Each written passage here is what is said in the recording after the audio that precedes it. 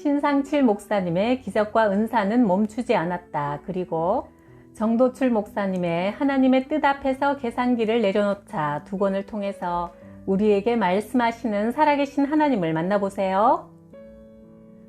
우리 교회 중소기업 사장 부인이 있는데 쇼핑 중독에 걸린 자매였다.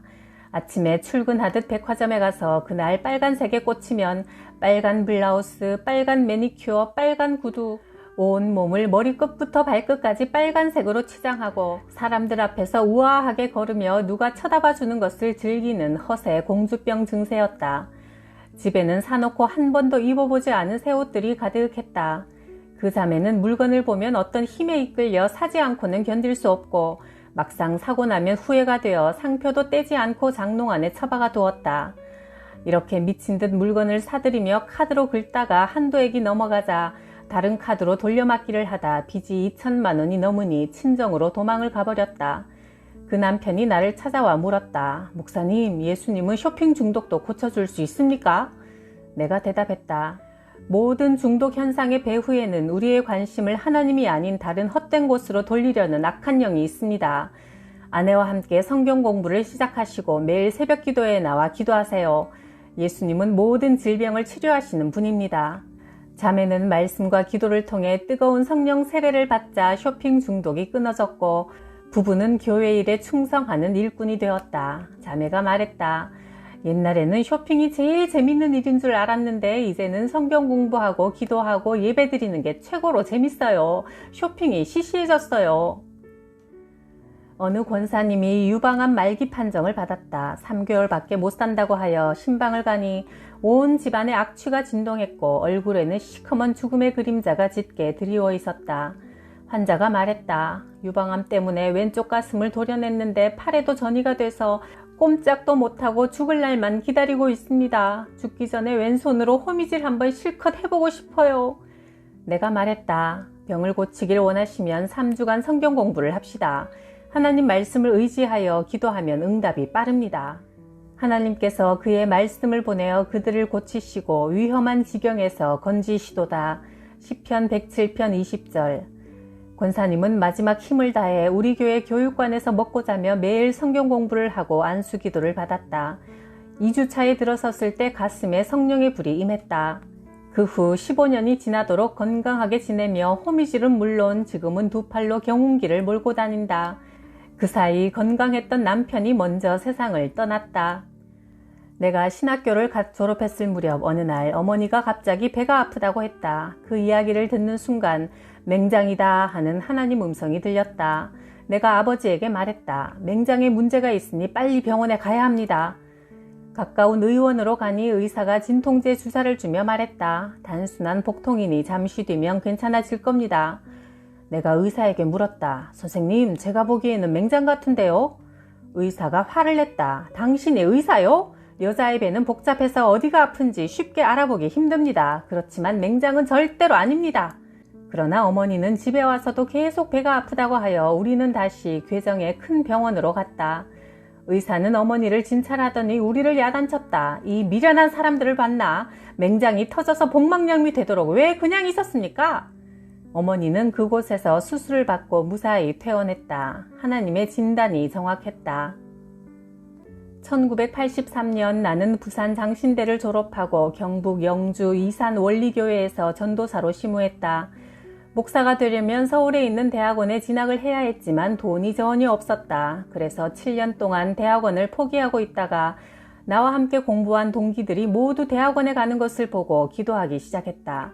하나님, 내 입을 크게 열라 내가 채우리라는 시편 81편 10절 말씀을 의지하여 이제 진학 문제를 두고 기도합니다. 제게 전액 장학금을 주세요. 대학원에 합격시켜 주세요. 이렇게 기도한 지 2달 뒤 영주의 큰 교회 부목사로 있는 친구가 찾아와 말했다.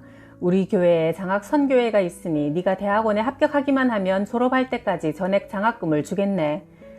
나는 용기를 얻어 대학원 입학 시험을 치렀고 전액 장학금을 받으며 학교에 다닐 수 있었다. 나는 그때 깨달았다. 내 인생의 문제는 돈이 없는 게 아니라 믿음이 없는 것임을. 그때부터 나는 어려운 일이 생길 때마다 하나님 말씀에 의지하여 기도하는 믿음이 생겼고 수많은 기적을 체험하게 되었다. 하나님을 신뢰하여 기도하는 자에게 하나님은 응답하신다. 교회를 옮겨 개척 목회를 막 시작했을 때 늘 돈이 모자랐다. 어느 날 수요 예배 설교를 하는데 하나님이 말씀하셨다. 네가 먼저 1,000만 원을 작정하여 헌금하라. 나는 속으로 하나님께 반문했다. 제가 그 큰 돈이 어디 있습니까? 나를 믿고 1,000만 원 헌금을 작정해라. 나는 설교 중에 교인들 앞에서 선포했다. 여러분, 지금 내가 하는 말에 증인이 되어 주십시오. 주님께서 나보고 1,000만 원을 먼저 헌금하라고 하십니다. 그래서 1,000만 원 헌금을 작정합니다. 그러자 아내가 깜짝 놀라 얼굴이 하얗게 변했고 집에 오자마자 쏘아붙였다.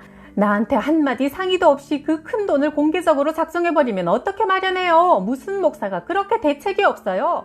내가 아내의 설교를 묵묵히 듣고 있자니 30분쯤 후 얼마 전 알게 된 자매에게서 전화가 걸려왔다. 목사님께 용돈을 좀 드리고 싶으니 계좌번호를 불러주세요.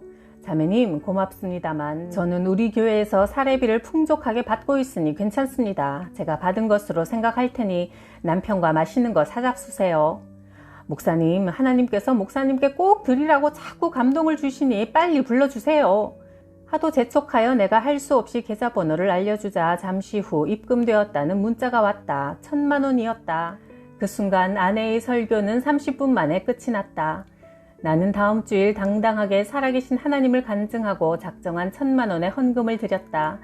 그러자 교인들이 은혜를 받고 감사 헌금을 풍성히 너도 나도 드리기 시작하여 교회의 재정 문제가 풀려나갔다. 얼마 후 기도 중 환상이 보이기를 어떤 자매가 나를 찾아와 수표를 주었다. 주님, 이게 무슨 뜻입니까? 오늘 박모 자매가 너에게 용돈을 줄 것이다. 기도를 마치고 아내에게 말했다. 여보, 조금 있으면 박 자매가 점심을 같이 먹자고 할 텐데 그 자매가 내게 큰 용돈을 줄 것이오. 아내는 나를 이상하게 생각하며 쳐다보았다. 얼마 후 전화벨 소리가 들려왔다. 식사 후 박자매가 봉투 하나를 내밀었다. 목사님께 용돈을 드리고 싶으니 받아주세요. 봉투 속에는 1,000만 원이 들어있었다. 하나님이 말씀하셨다.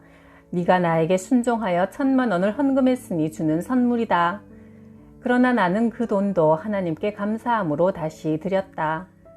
1999년 20평짜리 상가를 빌려 처음 교회를 개척했을 때 우리 교회와 바로 마주보는 도로 앞에 같은 교단의 교회가 또 개척을 했다. 이 문제를 두고 나는 기도했다. 하나님, 다른 교단이라면 그럴 수도 있지만 같은 교단이라 덕이 안 됩니다. 나를 다른 곳으로 옮겨주십시오.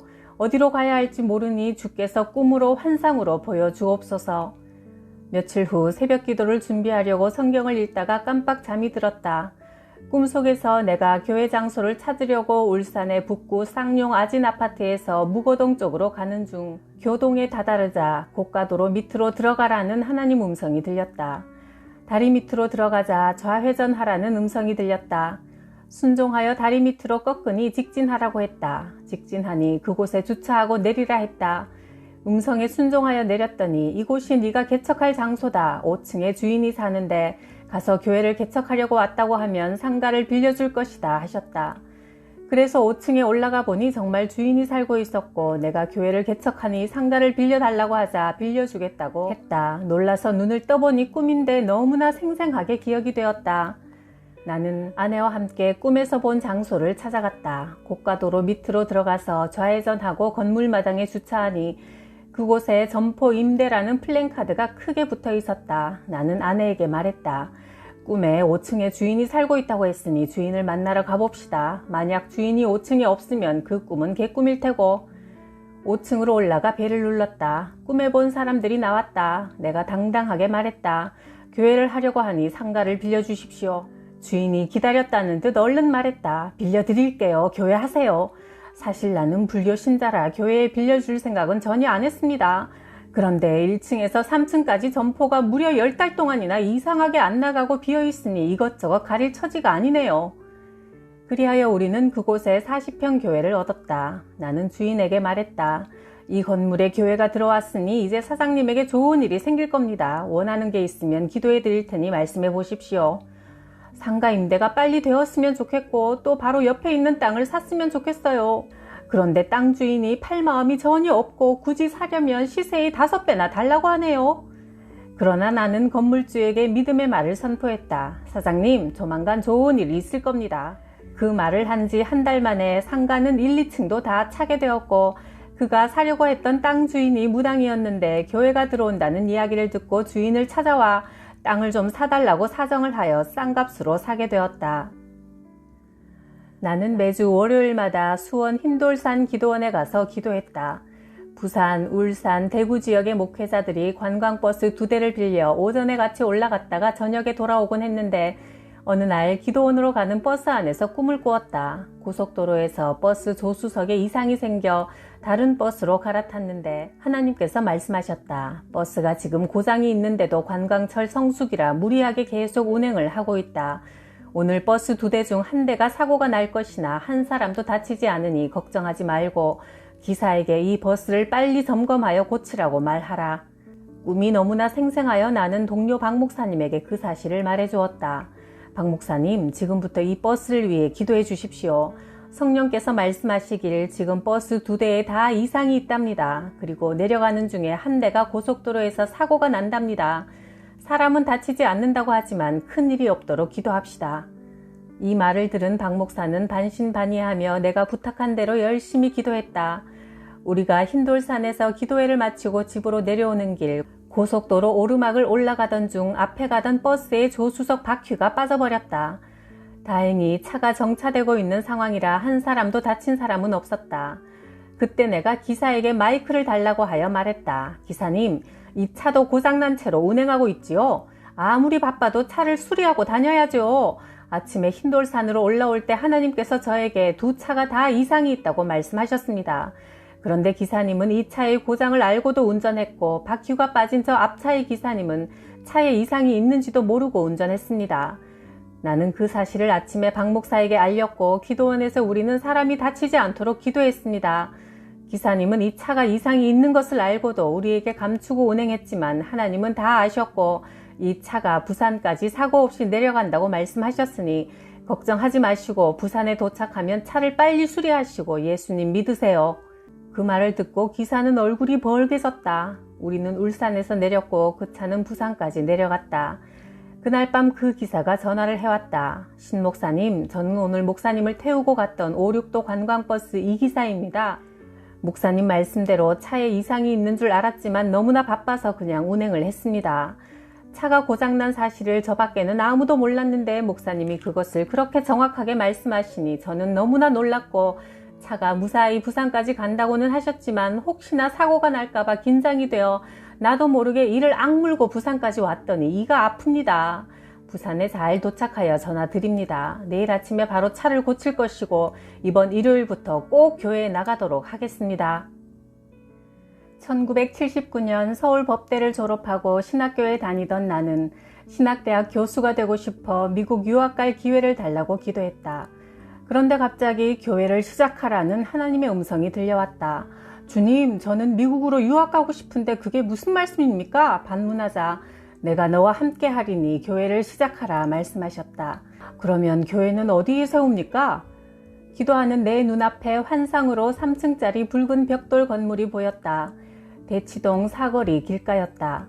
당시 나는 압구정동에 살고 있었고 대치동은 강남의 끝이었다. 어쨌든 한번 가보자는 마음으로 집 앞에서 142번 버스를 탔다. 종점에 이르러 버스에서 내리자마자 내 눈앞에 3층짜리 신축 건물이 떡하니 서 있었다. 사거리 끝 도로변에 있는 장안상가, 하나님께서 기도 중에 보여주신 바로 그 건물이었다. 하나님의 말씀을 믿고 찾아왔지만 그 건물을 직접 보니 너무나 놀라웠다. 장안상가 1층에는 부동산이 있었다. 나는 사장님께 연락처를 주며 앞으로 3층이 새를 놓을 테니 꼭 내게 연락주세요 부탁했다. 그러자 부동산 사장은 나를 정신 나간 사람 취급했다. 이 건물 3층은 지금 당구장이요. 은마아파트 단지 주변에 유흥거리가 없어 장사가 잘 되는 곳인데 새를 놓긴 왜 놔요? 절대 그런 일 없을 거요. 하지만 나는 다시 말했다. 조만간 반드시 새를 놓을 테니 꼭 연락하세요. 보름 후 부동산에서 연락이 왔다. 사장은 잔뜩 흥분해서 말했다. 3층 당구장이 진짜로 나간답니다. 목사님 말씀대로 정말 새를 내놓았으니 빨리 오세요. 월세 계약서에 도장을 찍을 때까지도 얼빠진 표정으로 나를 보고만 있는 부동산 사장에게 내가 말했다. 보세요. 내가 이 건물에 들어온다고 했잖아요. 그랬더니 사장이 중얼거렸다. 거참 희한하네요. 어떻게 이런 우연이 있을 수 있지요? 희한할 거 없어요. 하나님을 믿으면 이런 일은 수도 없이 일어나요. 사람들이 말하는 우연이 전부 알고 보면 하나님의 섭리 안에서 일어나는 일이랍니다. 하면서 내가 소개비 봉투를 내밀자 사장은 극구 사양했다. 이번 계약은 내가 소개한 게 아니니 소개비를 받을 수 없습니다. 정말 희한한 일이네 하며 계속 고개를 갸우뚱했다. 꿈과 환상은 하나님의 뜻을 인간에게 전달하시는 방법 중 하나다.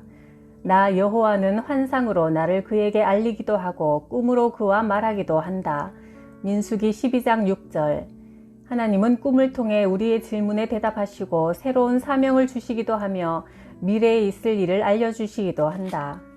사도행전 15장을 보면 바울이 선교 여행을 떠나기 위해 애썼으나 길이 막히자 이 문제를 두고 고민하며 기도할 때 환상을 보고 마게도냐로 갔다.